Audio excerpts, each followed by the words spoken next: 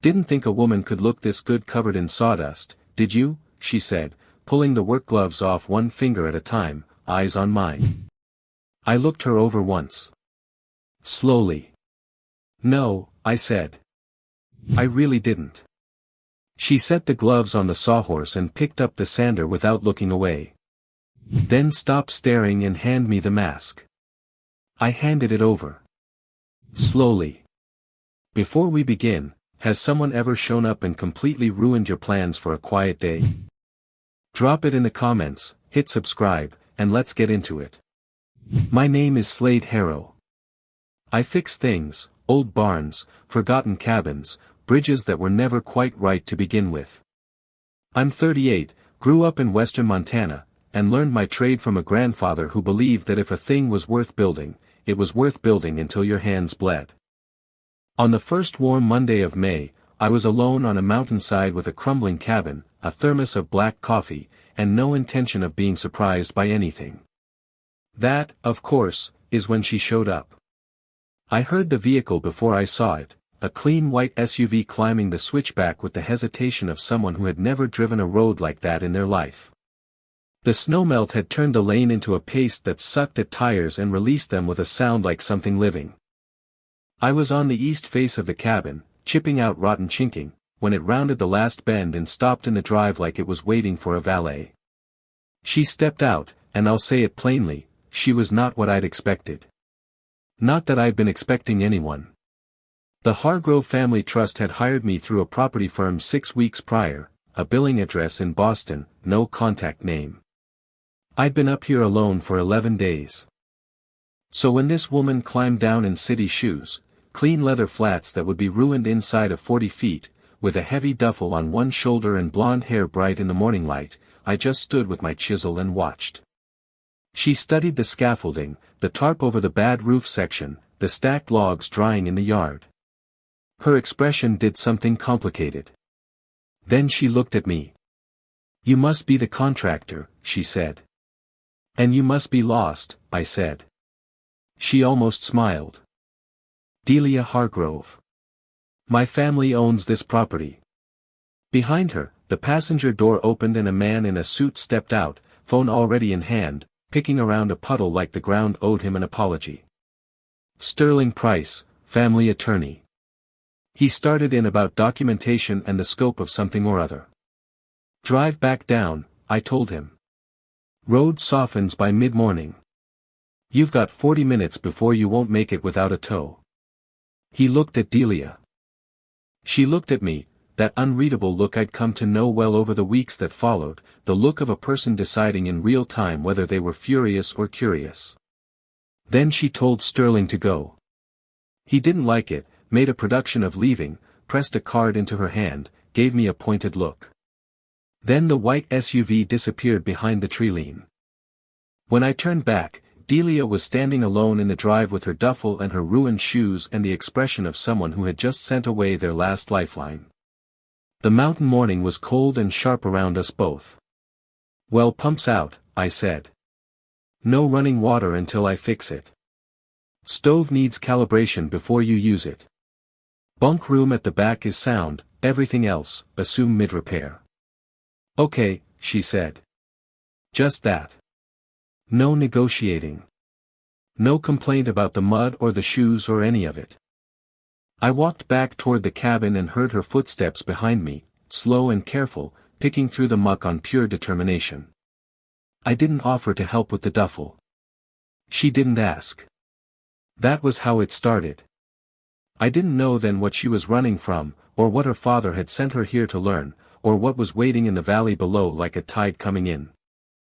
I only knew the pump was broken, the log work needed finishing before the next rain, and there was suddenly a woman with blonde hair and city shoes standing in the middle of my work site, looking at the mountain like she was deciding whether to be afraid of it. She wasn't. That, I'd learn, was both her best quality and her most dangerous one. The first 3 days, she watched. Not in a useless way, she wasn't the type to stand in a doorway with her arms folded. She watched the way a person does when they're cataloging information, storing it, deciding what to do with it later. I'd look up from a joint I was notching or a section of subflooring I was pulling, and she'd be nearby, quiet, taking it in. She asked good questions when she asked at all. Not what's that for, but why that angle, why that wood, why now and not later. I answered them straight because they deserved straight answers. On the fourth day she asked if she could help. I handed her a sanding mask and pointed at the interior log wall. 3 courses of old pine, gray with age, soft in places, needing to be taken back to bare wood before I could seal them. It was slow work, loud work, the kind that fills your lungs and your hair with fine pale dust. She put the mask on without complaint and picked up the block sander and started at the near end of the wall. She didn't quit. That surprised me more than anything else about her. By noon her arms were shaking slightly and I could see the red bloom of blisters forming at the base of her fingers through her work gloves, but she kept her head down and kept moving. I brought her water and set it on the sawhorse beside her without a word. She drank it without breaking stride. That afternoon her phone rang. She looked at the screen, something closed off in her face, and she let it go to voicemail.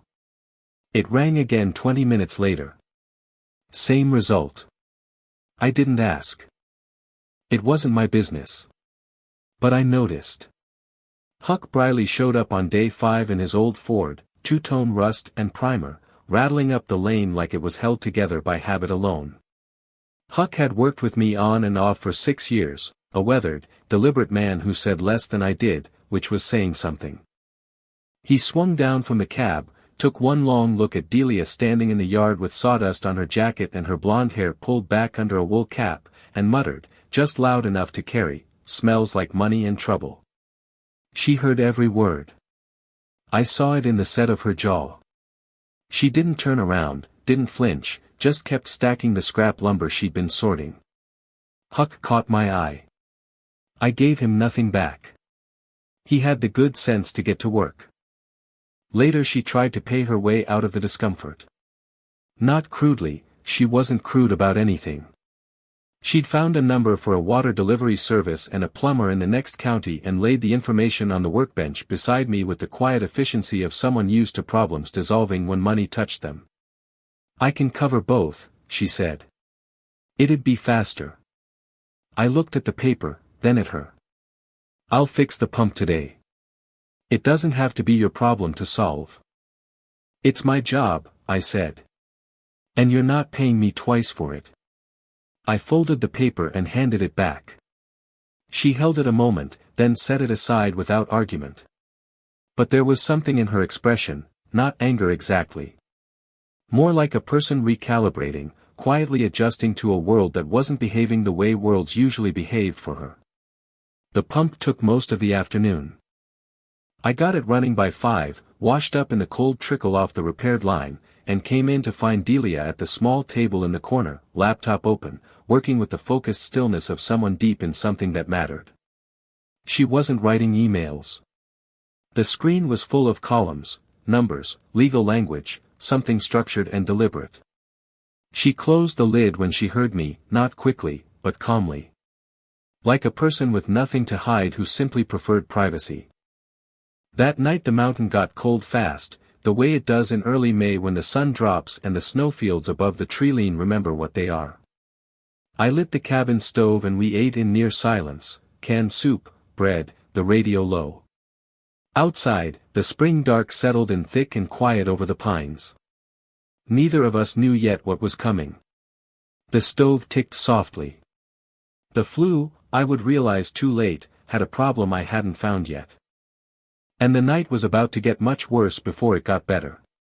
I woke at midnight to a headache sitting behind my eyes like a thumbscrew. That alone should have told me something. I'm not a man who wakes with headaches. I lay still for a moment in the dark, cataloging, the low tick of the stove, the deep mountain quiet outside, and something else. A thickness in the air. Subtle, the way danger usually is before it becomes obvious. I was on my feet and at Delia's door in under 10 seconds. She was alive, but wrong, breathing shallow, slow to respond when I shook her shoulder. I got her up by the arm, half-walked half-carried her through the cabin and out onto the porch, where the cold May air hit us both like a wall of clean water. She bent forward with her hands on her knees and pulled in long ragged breaths. I stood beside her and did the same, the night enormous and star-thick above the tree-line, the mountain indifferent to the whole business. "Don't go back in," she said, when she had enough air to say it. I went back in. The flue had a partial blockage, a collapsed section of the old clay liner I hadn't reached in my inspection, sitting just above the first elbow. The stove, starved of proper draw, had been backdrafting for hours, pushing carbon monoxide quietly into the cabin while we slept. I worked in short bursts, ducking back to the doorway every minute or so to breathe, breaking out the blocked section with a long-handled brush and a piece of rebar until I felt the draft pull clean again. Then I dragged the generator around to the far side of the woodshed, it had been too close to the cabin wall, and reset the exhaust line away from the window gap I'd been meaning to seal all week. My knuckles were split from the rebar work. My nose had caught the edge of a low beam in the dark and was bleeding freely by the time I came back out onto the porch. Delia was sitting on the top step wrapped in the wool blanket from her bunk, her blonde hair loose around her shoulders, her face pale in the starlight. She looked at me, at the blood, the knuckles, the general state of things, and didn't say anything for a long moment. "I told you not to go back in," she said finally. "Flue's clear. Generators moved. It won't happen again." She was quiet. Then, "Sit down, Slade." It was the first time she'd used my name. I sat down on the step beside her. She tore a clean strip from the hem of an old undershirt she'd grabbed on the way out, practical, unannounced, and handed it to me for my nose without ceremony. I took it. We sat in the cold dark for a while, the pines breathing around us, the adrenaline in my blood slowly stepping down. "My father sent me here," she said eventually. Not a confession exactly. More like a thing she decided I'd earned the right to know. "He thinks this place will humble me. Teach me that I can't manage everything from a distance with a laptop and a good lawyer." I didn't say anything. I'd figured most of it. "He's controlled every significant decision in my life since I was 19, she said. "The company, the trust, my apartment, all of it structured so that I need his sign-off. He thinks that's protection." She paused. "It isn't." The mountain held its silence around that for a moment. "What's in the blue folder?" I asked. I'd seen it on the table 3 times now, always moved before I got close enough to read anything. She looked at me sideways. Something shifted in her expression, not surprise exactly. More like a person deciding how much of the hand to show. "Something I've been building," she said. "For a while now." She didn't say more. I didn't push. But I thought about the columns of numbers on her laptop screen, the legal language, the phone calls she didn't take. I thought about the way she'd handled Sterling Price on day one, not with anger, but with quiet, decisive authority. Like a person who had been planning something patient and thorough for a very long time. We went back inside when the air was safe, left the cabin door cracked an inch against the spring cold. I checked the stove twice before I let it run. She went back to her bunk without another word. But something had shifted between us in the dark, some last layer of distance had burned off along with whatever had been blocking that flue. I lay awake a while listening to the mountain settle, turning that over. Some things only come loose in a crisis. I've always known that. I just hadn't expected it to apply to her. After the night of the flue, something settled between us that was different from comfort and different from ease. It was more like a mutual agreement, unspoken, the way the best agreements usually are, that we were done performing for each other. She stopped moving the blue folder when I came near the table. I stopped pretending I hadn't noticed it. The work continued. The cabin was coming together in the slow, honest way that good restoration always does, not quickly, not dramatically, but in increments you could measure at the end of each day. A sealed wall here, a reframed doorway there, the north roof finally watertight after a full day on the scaffolding in a cold drizzle that neither of us mentioned.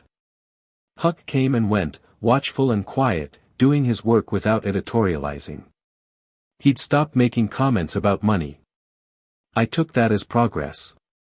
Delia worked alongside us most mornings now.